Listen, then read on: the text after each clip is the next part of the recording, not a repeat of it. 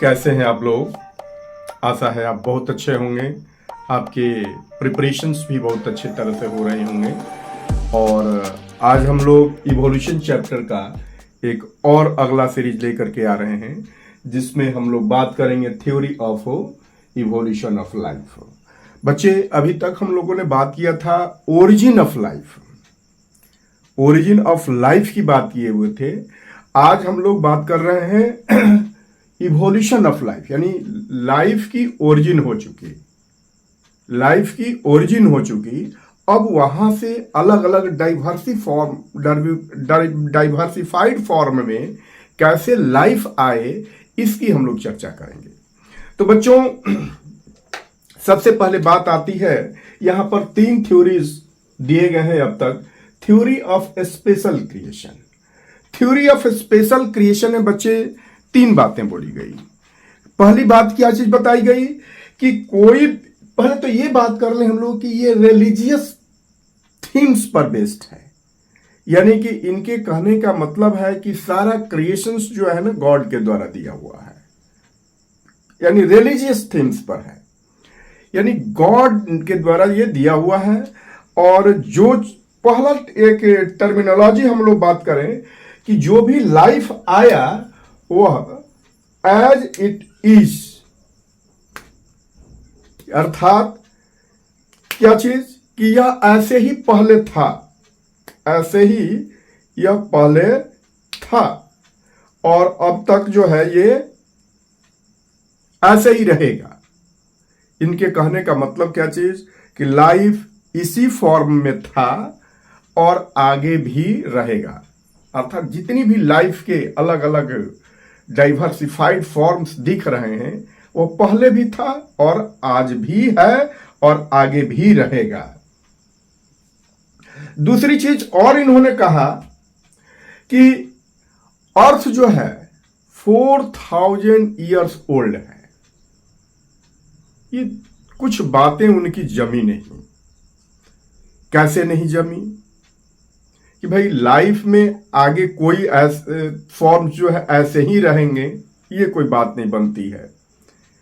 तो इसके लिए एक दूसरा थ्योरी आया, थ्योरी ऑफ नेचुरल सिलेक्शन। बच्चों, हम लोग इसमें बात करें कि ये किसके द्वारा प्रपोज किया गया था, तो ये थ्योरी प्रपोज किया गया था चार्ल्स डार्विन के द्वारा, proposed by चार्ल्स डार्विन के द्वारा, थ्योरी ऑफ नेचुरल सिलेक्शन। और इन्होंने कई सारी बातें की। कैसे की है भाई, इस पर बात जानते हैं कि इन्होंने पूरे वर्ल्ड टूर किया। इन्होंने क्या किया, पहले तो वर्ल्ड टूर किया। और कैसे किया, इन्होंने समुद्री रास्ता को अपनाया और इसके लिए एक सीप का इस्तेमाल किए, उसका नाम था एचएमएस बीगल। एक सीप जिस पर इन्होंने यात्रा किया, एचएमएस बीगल था इसका नाम, एचएमएस बीगल। ये सीप का नाम याद रखना है। इनका वॉयज जो है 5 साल तक चला, 1831 से 1836 तक, 1831 से 1836 तक, यानी कि 5 इयर्स का इनका वर्ल्ड टूर था समुद्र के रास्ते। और इन्होंने 5 इयर्स जितनी भी चीजें देखा उसको कुछ लाइनों में कंक्लूड करने की कोशिश की। और वो लाइन सबको मिला करके हम लोग क्या कहते हैं, थ्योरी ऑफ नेचुरल सिलेक्शन कहते हैं बच्चों। तो उनका पहला बात करना था कि अभी जो भी existing forms of the life हैं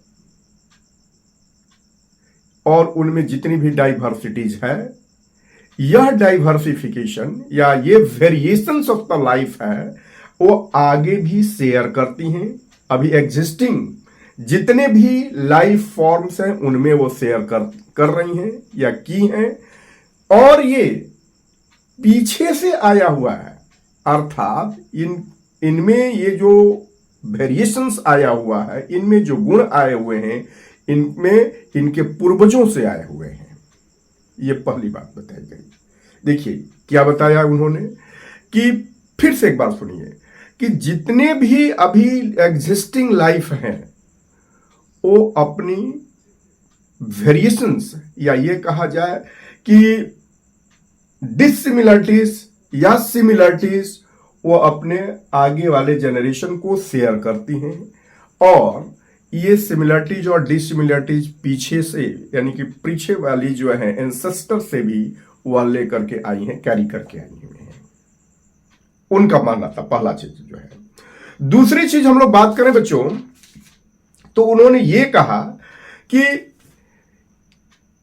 प्रीवियस टाइम में यानी कि इससे पहले अभी जो एग्जिस्टिंग समय जो चल रहा है इससे पहले जो है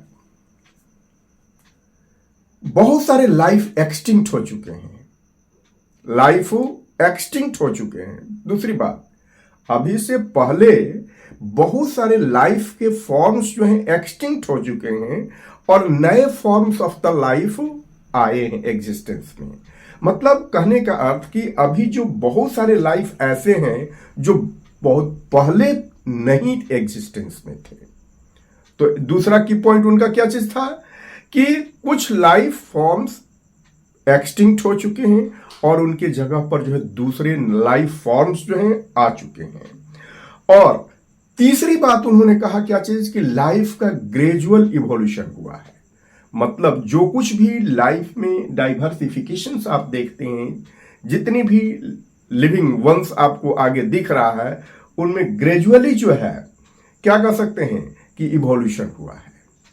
आगे उन्होंने एक और चीज बात किया कि वेरिएशंस उनके पॉपुलेशंस में देखा जाता है। किसी भी स्पीसीज का पॉपुलेशंस जो है उनसे एविडेंस एक ले सकते हैं कि उनमें सारे इंडिविजुअल्स, उनके पॉपुलेशंस में जितने भी इंडिविजुअल्स हैं, सब में कुछ ना कुछ आपस में वेरिएशंस है, सब में कुछ ना कुछ आपस में वेरिएशंस है। और पांचवी चीज उन्होंने बताया कि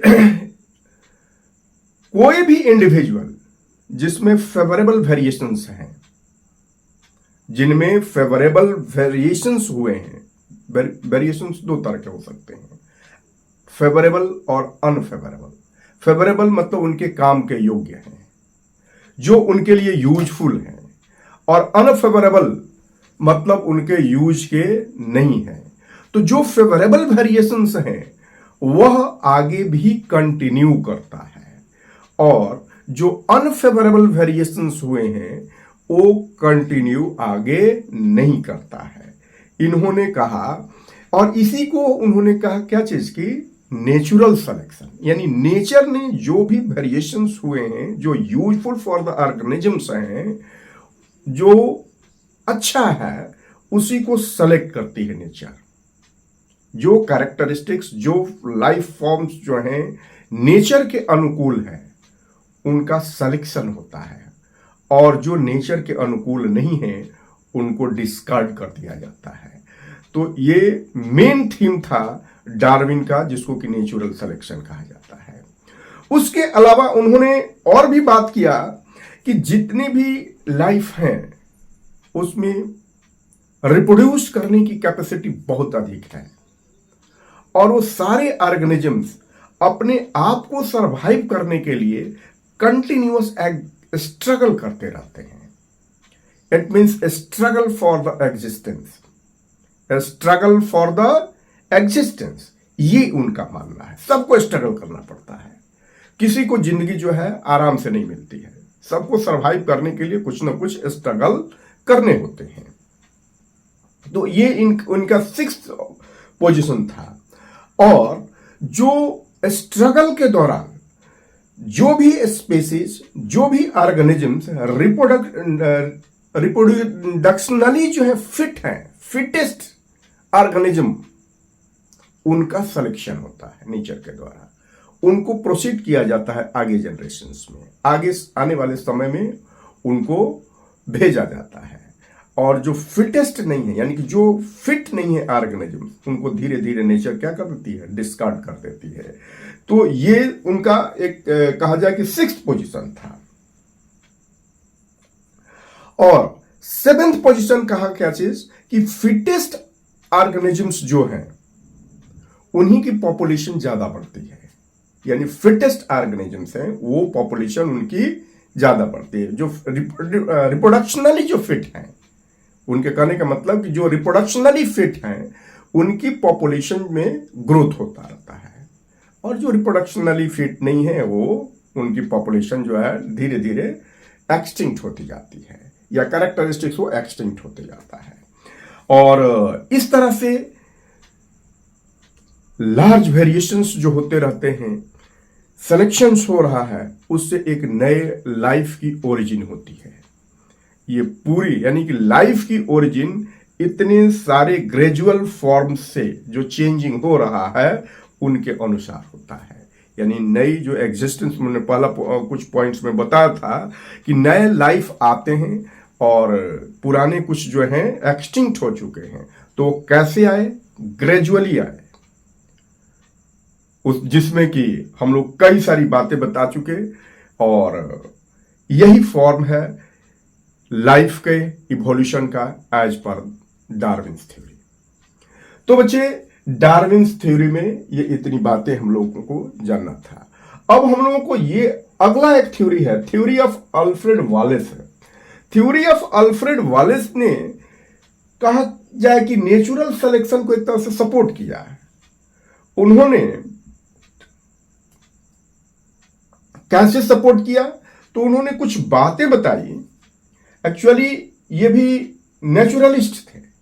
अल्फ्रेड वालेस जो है एक तरह से कहा जाए कि ये नेचुरलिस्ट थे, और इन्होंने बताया क्या चीज कि जितने भी एग्जिस्टिंग लाइफ फॉर्म्स हैं वो अपनी कैरेक्टरिस्टिक्स को आगे शेयर करती हैं, जो कि नेचुरल सिलेक्शन को एक सपोर्ट मिलता है। और जियोलॉजिकल, दो उन्होंने टर्म यहां पर यूज किया कि जियोलॉजिकल अर्थ जो है, जियोलॉजिकल हिस्ट्री ऑफ अर्थ जो है biological history of the earth से कोरिलेटेड है। एक और बात उन्होंने जोड़ा, geological history of the earth is correlated with biological history of the earth. तो कुल मिला जुला करके कहा जाए कि थ्योरी ऑफ नेचुरल सिलेक्शन जो था वो सर्वमान्य रहा है। तो आज के सीरीज में हम लोग इतना ही करते हैं बच्चे। आशा है आप ध्यान से और आगे भी पढ़ते रहेंगे। अगला सीरीज जो है हम लोग एविडेंसेस ऑफ इवोल्यूशन में लेकर के आएंगे।